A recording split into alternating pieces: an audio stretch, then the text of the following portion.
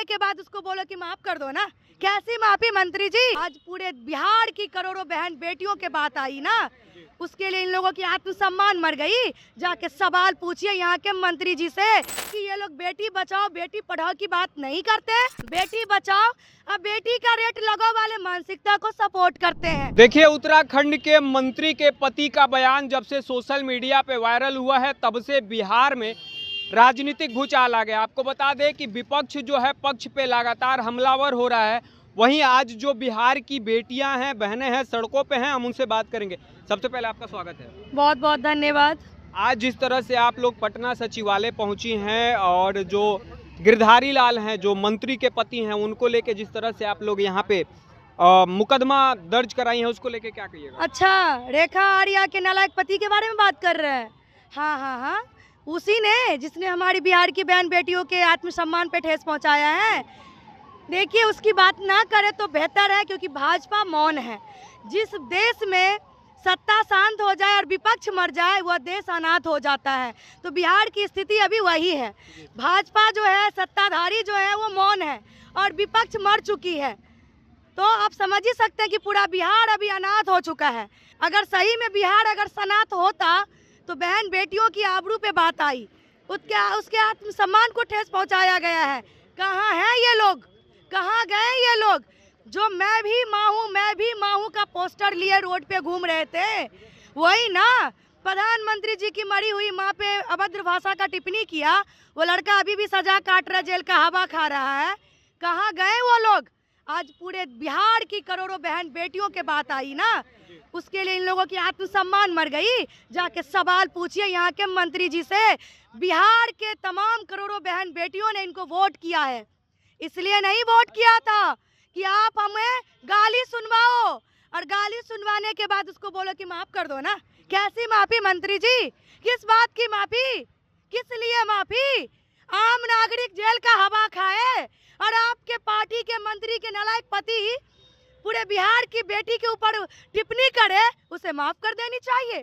किस बात की माफी मांग रहे हैं? ये इस बात का सबूत है कि ये लोग बेटी बचाओ बेटी पढ़ाओ की बात नहीं करते। ये लोग दरअसल में बेटी बचाओ अब बेटी का रेट लगाओ वाले मानसिकता को सपोर्ट करते हैं। नहीं तो आज पूरे बिहार की माताएं बहनें कहाँ सो रही हैं? जागो, उठो, ललकारो और अपने नजदीकी थाना में जाके प्राथमिकी दर्ज करवाओ। वही नालायक कोच मानसिकता गिरधारी लाल साहू के खिलाफ। लेकिन आज हम लोग पटना सचिवालय थाना में अपनी प्राथमिकी दर्ज किए हैं। आगे कानून पे मुझे पूरा भरोसा है। वो नालायक को बिहार घसीट के लाया जाएगा और हम बेटियां उसको फुटबॉल बना करके खेलने का काम करेंगे। लेकिन भाजपा जो है वो तो कहती है बेटी बचाओ बेटी पढ़ाओ, महिला सशक्तिकरण। गलत बोल रहे हैं आप, गलत बोल रहे हैं। बेटी बचाओ बेटी पढ़ाओ की बात नहीं कर रहे थे, दरअसल नारा गलत हो गया था। वो नारा बनाए थे बेटी बचाओ और बेटी का रेट लगाओ।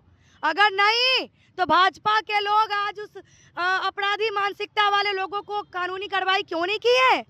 मतलब एक देश में दो कानून, सत्ता वालों के लिए अलग कानून और आम नागरिक जो आपको वोट दे करके सत्ता में बैठाते हैं उसके लिए अलग कानून। आम नागरिक जेल का हवा खाए और मंत्री के पति हैं इसीलिए उसको माफ कर दिया जाए। कैसी माफी दिलीप जायसवाल जी? जनता आपसे जवाब चाहती है। बिहार की बेटी आपसे सवाल पूछ रही है, किस बात की माफी? कैसी माफी? ये और भी लोग हैं, हम उनसे भी बात करेंगे। आज आप लोगों ने मुकदमा दर्ज करवाया, आगे क्या रणनीतियाँ होंगी आपको? अगर थाना इस बात को संज्ञान में लेता है जैसा कि हम लोगों ने केस किया, तो मतलब जो थाना है अनु मैडम, उन्होंने बोला कि हम इस बात को संज्ञान में लेंगे। अगर अच्छी बात है, क्योंकि वो भी एक महिला और बातों को समझेंगी, संज्ञान में लिया जाएगा। नहीं तो कोर्ट का भी सहारा हम लोग जरूर लेंगे अगर बात यहाँ से नहीं बनता है तो।